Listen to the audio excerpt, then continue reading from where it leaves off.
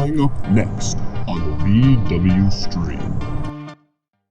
I just wish I had some Squiggos. I want that baseball.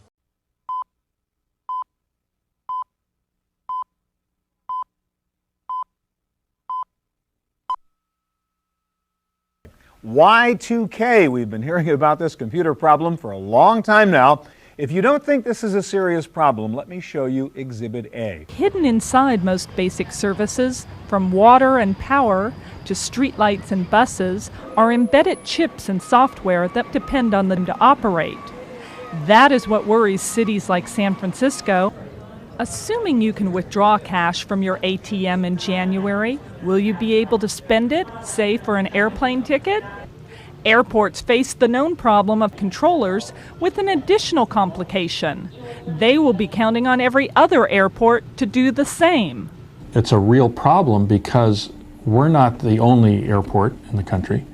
A lot of airport manufactured products are duplicated at other facilities, not necessarily airports, but other manufacturing facilities or public transportation hubs and that sort of thing.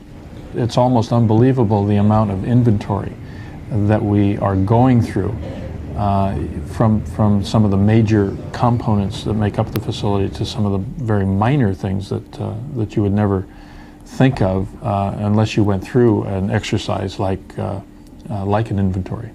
The task is daunting, to find every chip and program that might have a date function and rewrite or replace it.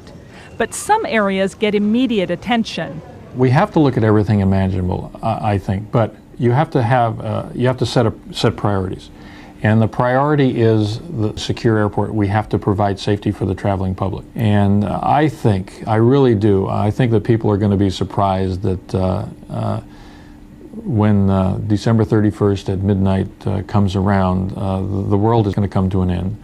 The lights aren't going to go out in the terminals, the lights aren't going to go out on the freeways, and I think it's going to be some of the massive failures that has been portrayed in the media recently.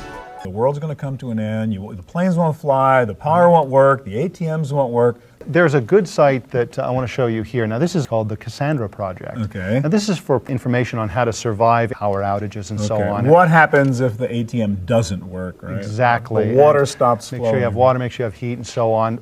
There's also some constructive information about community projects to make sure the neighborhood is working together on this. This is CassandraProject.org. That's right. Now there's of course, some other sites that hide in a hole somewhere. I think that view, by the way, is necessary. But this is sort of general preparation. Exactly. Now, you said, Mike, I want to ask you, I always put you on the spot because you spend all your time with this stuff. What is your view? I mean, I know people who say, I'm going to the hills with a gun. Sure. Other people say, I'm getting on a plane January 1, doesn't bother me. What do you think? Well, I think there are likely going to be problems. There are going to be problems. Hospitals are going to have to deal with some specific issues. Planes are not going to fly. It's not going to happen. There may be delays. There may be some unpredictable things, but overall, it's not the end of the world. No. Well, we hear about the embedded chip problem, and hey, yeah, you can fix all this old COBOL language, but what about all the hardware stuff that's embedded in all these things? Well, that's really the biggest problem because you just can't run a Microsoft patch to fix these things. It's all embedded in hardware, and there's some unpredictability. Some of these chips are decades old. It's the end of the world. Planes drop out of the sky. Oh, I didn't see that. I'm very comfortable. When you're in debt, the name of the game is multi-purpose items. The hobby is okay, but that's not where the big money would be.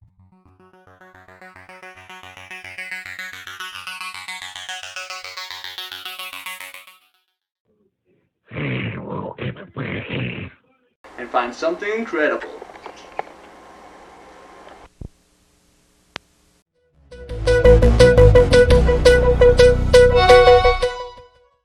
That's fantastic!